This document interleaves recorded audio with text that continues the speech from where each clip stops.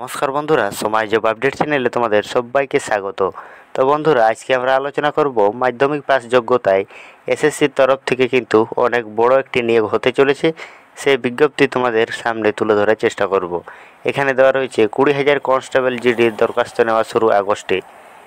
কেন্দ্রীয় সরকারের স্বরাষ্ট্র মন্ত্রকের অধীন border security force, central industrial security force, Indo তিব্বত সীমান্ত police, central reserve police force, সশস্ত্র বিমা বল ও সেক্রেটারিয়েট সিকিউরিটি ফোর্স এসএসএফ ও কনস্টেবল জেনারেল ডিউটি পদের ও অসম রাইফেলসে রাইফেলসম্যান জেনারেল ডিউটি পদে প্রায় 20,000-এরও বেশি শূন্য পদে দরখাস্ত নেওয়া শুরু হবে আগস্ট মাস থেকে। স্টাফ সিলেকশন কমিশনের ওয়েবসাইটে দেওয়া তথ্য অনুযায়ী 2025 সালের constable GD in central arm police force CAFS SSF rifleman GD in Assam rifles এক্সামিনেশনের বিজ্ঞপ্তি বেরোবে 27 আগস্ট।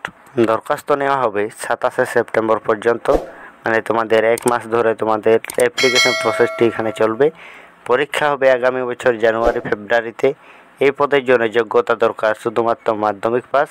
বয়স হতে হবে তোমাদের 18 থেকে 23 বছরের মধ্যে। প্রার্থী বাছাই করবে স্টাফ সিলেকশন কমিশন। প্রার্থী বাছাইয়ের জন্য প্রথমে কম্পিউটার বেসড পরীক্ষা হবে। এরপর এই পরীক্ষায় 160 নম্বরের 80টি অবজেক্টিভ মাল্টিপল চয়েস টাইপের প্রশ্ন হবে এইসব বিষয়ে। পার্ট 1-এ থাকবে তোমাদের জেনারেল ইন্টেলিজেন্স অ্যান্ড রিজনিং 40 নম্বরের 20টি প্রশ্নে। 2 নম্বরে তোমাদের থাকবে part B general knowledge and general awareness 40 নম্বরের 20টি প্রশ্নে। এবং পার্ট সিতে থাকবে তোমাদের এলিমেন্টারি ম্যাথমেটিক 40 নম্বরের 20টি প্রশ্ন। এবং 4 নম্বরে তোমাদের পার্ট ডি-এ থাকবে ইংরেজি হিন্দি 40 নম্বরের 20টি প্রশ্নে। সময় থাকবে তোমাদের 1 ঘন্টা বা 60 মিনিট। নেগেটিভ মার্কিং আছে। প্রতিটি ভুল উত্তরের জন্য প্রাপ্ত নম্বর থেকে 0.25 নম্বর কাটা হবে। এই পরীক্ষায় প্রশ্ন হবে বাংলা ভাষা সহ সারা রাজ্যের 13টি আঞ্চলিক ভাষায়।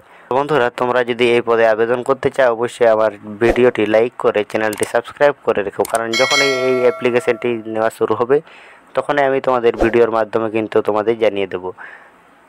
তো বন্ধুরা, আজকের মতো এই পর্যন্ত। দেখা হবে পরের কোনো চাকরির বিজ্ঞপ্তি নিয়ে।